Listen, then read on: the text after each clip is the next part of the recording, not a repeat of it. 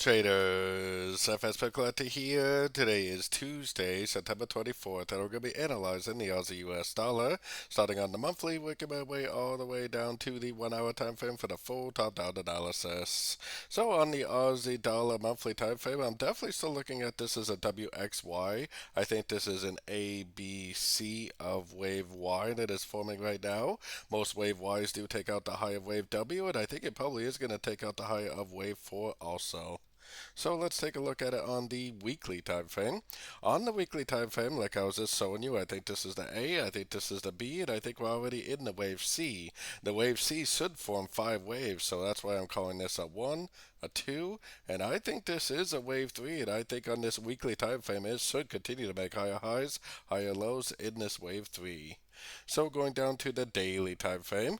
On the daily time frame, we are at the daily time frame resistance or support level. As you can see, it's like the order block area from the past. Might be a pretty decent area for a pullback. We'll have to watch and see. We are also at the 50% Fibonacci extension, which is the extension of this wave projected out the bottom of this wave.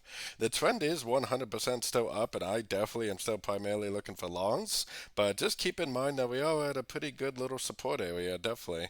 So going down to the 4 hour time frame. On the 4 hour time frame, we definitely got an engulfing move down, but for me, the breaker structure level is right here.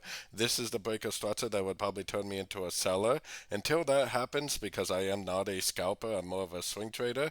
Until something like that happens, I would definitely be still looking at every single move I see to the downside as an opportunity to go long for the continuation of the uptrend. So taking it down to the 1 hour time frame. 1 hour time frame definitely made a pretty impulsive move down, and it broke structure, but to me it's rejecting structure. Oftentimes when you get a rejection of structure, price will just keep on trending up, and the fact that the trend is up on every single higher time frame tells me that I definitely should continue to look for longs. I mean, how many times in the past several weeks would you have thought this trend was going down in a big way, and that just keeps on going and going and going?